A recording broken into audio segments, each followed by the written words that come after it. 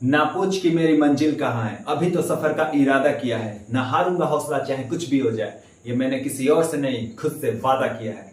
तो दोस्तों स्वागत करता हूं आज की इस न्यू क्लास में, शानदार क्लास में। आई होप आप सभी लोग बढ़िया होंगे, शानदार होंगे, पढ़ाई अच्छी से चल रही होगी। तो आज की क्लास में जो हम डिस्कस करने वाले हैं वो है 11 से कटने का नियम, 13 से कटने का नियम और 17 से कटने का नियम। उसके बाद हम इवन नंबर और ऑड नंबर, बस इतना ही इस क्लास में हम डिस्कस करेंगे। ठीक है, आई होप सब कुछ आपको क्लास में समझ में आ रहा होगा।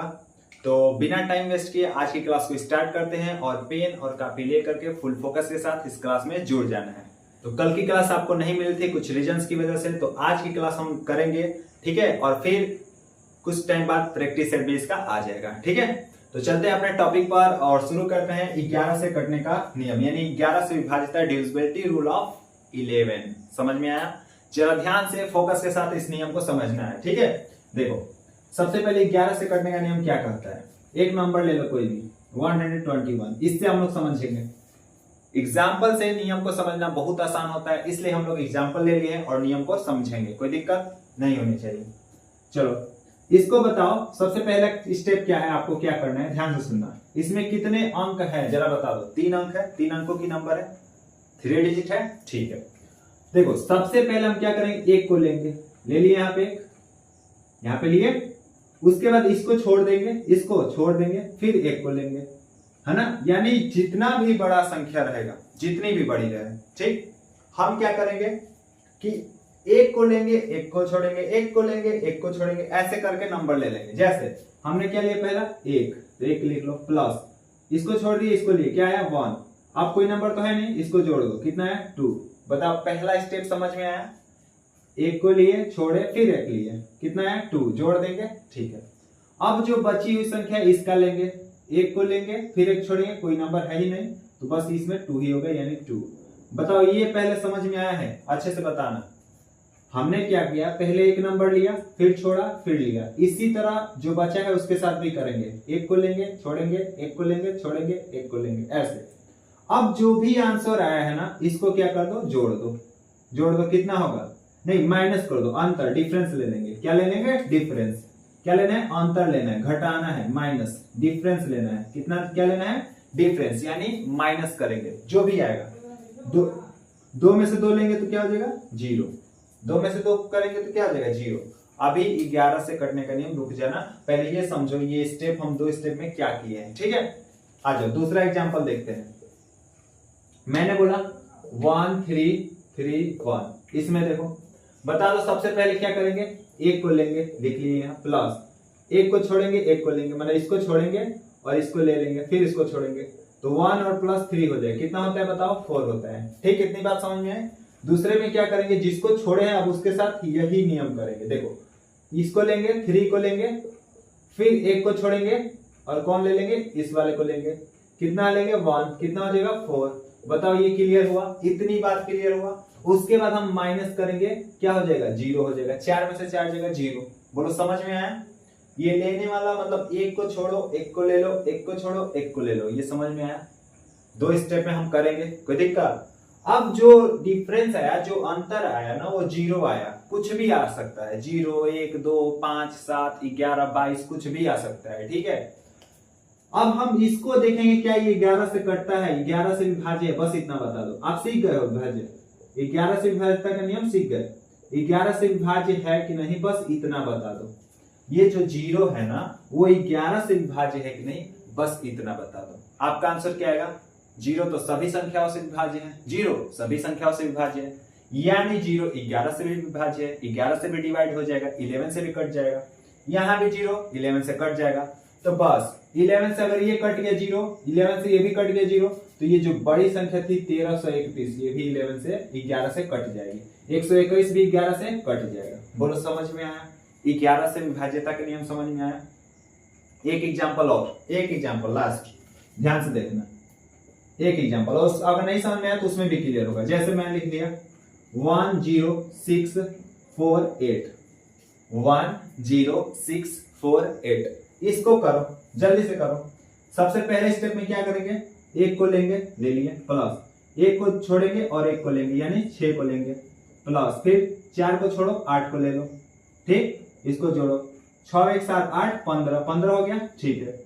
उसके बाद 0 बचा है तो 0 को लो प्लस, उसके बाद 1 को छोड़ो 4 को ले लो, मतलब 6 वाले को छोड़ देंगे 4 को ले लेंगे, कितना हो जाएगा 4।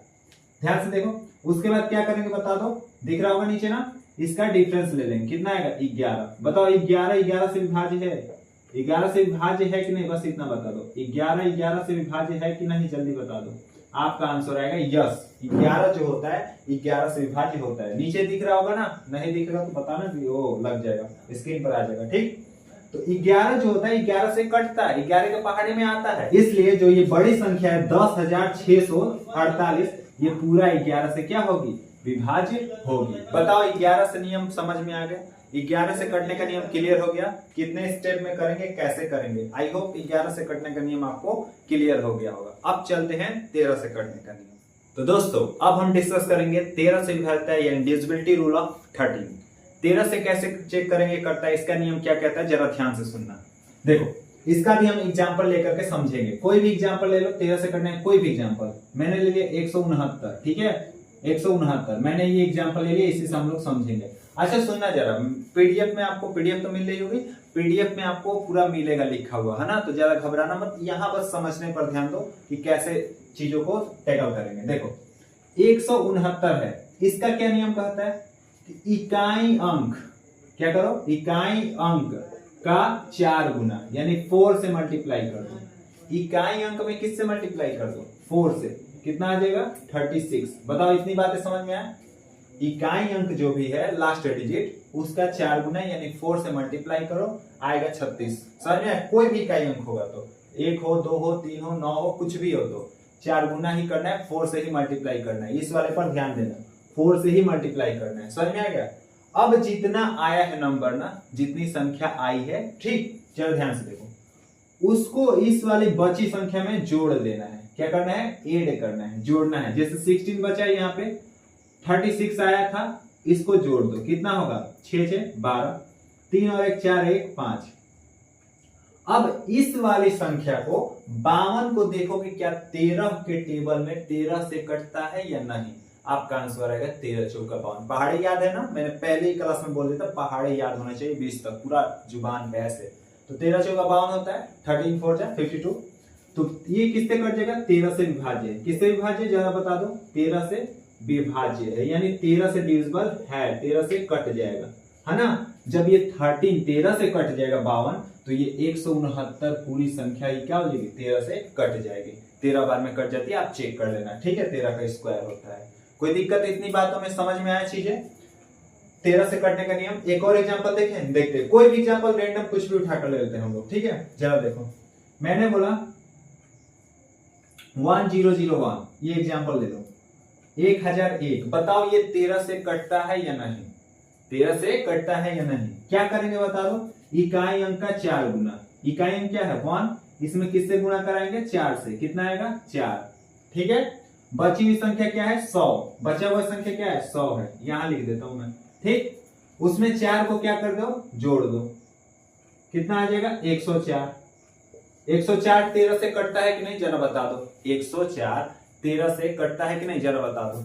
आपका आंसर क्या आएगा, हाँ कटता है, 13 के टेबल में आता है, 13 8 104। ध्यान से सुनना। तो ये जो है, अगर मान लो आपको नहीं पता है, मान लो आपको पहाड़े नहीं याद है कि 104 कटता है कि नहीं पता, आप क्या करें, तो कुछ नहीं, 104 पे यही वाला नियम लगा दो और छोटा हो जाएगा। कैसे देखो, 104 है ना, यहाँ 104 को 4 का 4 गुना करो, कितना हो जाएगा 16 होगा। 16 को बची हुई संख्या इन 10 में जोड़ दो। जब 16 को हम किस में जोड़ेंगे, 16 को हम 10 में जोड़ेंगे तो कितना आ जाएगा हमारा आंसर 26 आएगा। दिख रहा होगा ना स्क्रीन पर 26 लिखा है। अब बताओ 26 तो 13 से कटता है, तो अगर इसका ये नहीं पता है तो 26 कर लो, 26 13 से कटता है। जब 26 13 से कटेगा तो ये भी पूरा पूरा संख्या क्या होगा 13 से कटेगा। बताओ इतनी बात क्लियर हुई।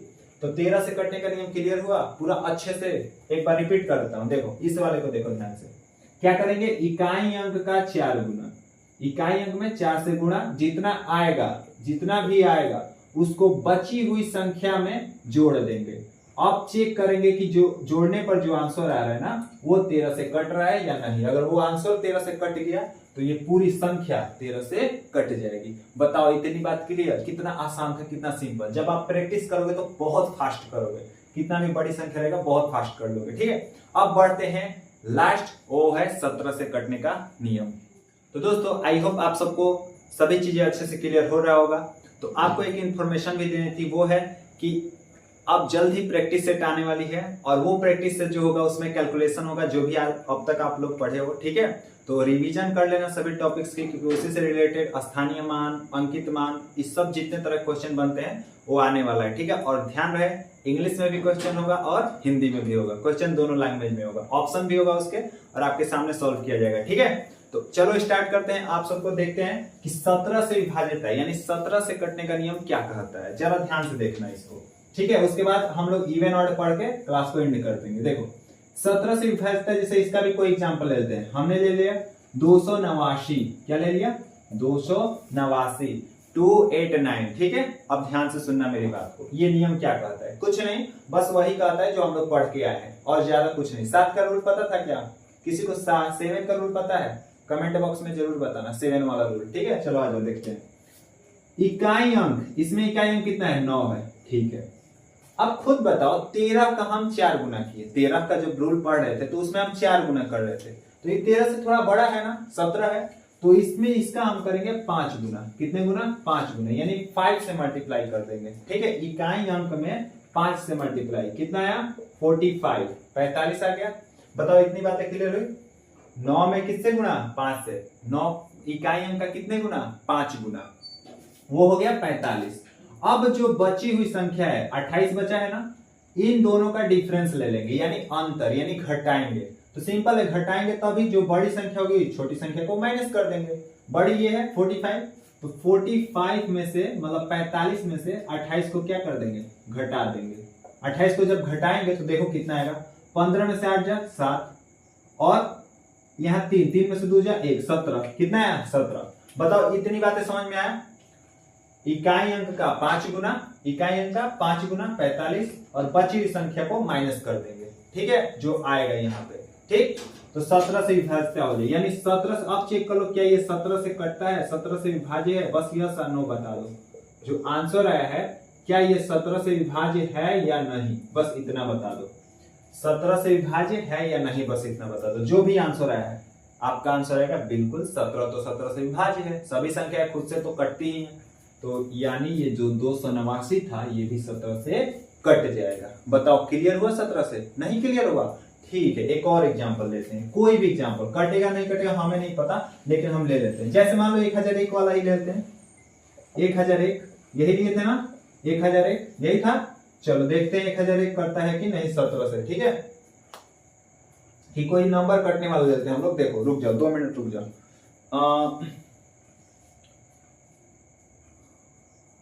मान लो यहाँ पे ये 306 ले लेते हैं। कितना लेते हैं? 306। ठीक है, 306 सही रहेगा, 306। चलो 306 ले लेते हैं। अब देखते हैं 17 से ये कटता है या नहीं। चलो आ जाओ, ये इसका कितने गुना करेंगे जल्द से बता दो। 6 का कितने गुना? 5 गुना। कितना होगा? 30 होगा। और बची हुई संख्या देखो 30 है ना, तो बची हुई संख्या 30 थी, 30 में से ही ये 30 को माइनस कर दो, कितना आएगा? 0।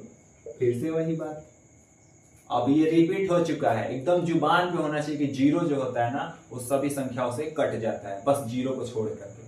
ठीक है, खुद को छोड़ करके, ऐसा ना हो कि फिर 0 से डिवाइड ना देने आए। ठीक, तो 0 जो होता है वो किससे कट जाएगा? 17 से कट जाएगा, 17 से कट जाएगा। तो ये 306 जो था ये भी 17 से कट जाएगा। बताओ इतने बात क्लियर हुआ? 17 का नियम नहीं क्लियर हुआ अभी? अरे ठीक है, चलो आ जाओ एक और एग्जाम्पल लेते हैं, इसको इरेज करते हैं। एक और एग्जाम्पल, इसको इरेज करते हैं। ठीक, एक और एग्जांपल ले लो, इसको भी आ जाओ 17 से, क्योंकि 7, 13 और 17 इसमें ज्यादा अंतर है नहीं। देखो एक और एग्जांपल ले लो कोई भी, जैसे मैंने बोला 5, रुक जाओ 2 मिनट। ठीक, हाँ इतना ले लो 765। क्या ले लिया हम लोग? 765 यानी 765। बताओ ये कटता है कि नहीं? किससे? 17 से। बता दो जल्दी से। कैसे चेक करेंगे? इकाई अंक का कितने गुना, जल्दी बता दो। इकाई अंक का 5 गुना, हमेशा याद रखना। 25 आया। अब क्या करेंगे? बची हुई संख्या में से इसको माइनस, यानी 76 जो है इसमें से 25 को माइनस कर दो। कितना होगा? 6 में से 5 जाएगा 1, 7 में से 2 जा 7 2 जा 5, कितना है? 51। 17 का पहाड़ा किसको किसको याद है? हाथ उठा लो जल्दी से, मत उठाना। देखो ये किससे कट जाएगा? 17 से कट जाएगा। किससे? 17 से विभाज्य है। विभाज्य का मतलब होता है कट जाना, डिवाइड चले जाना, ठीक है।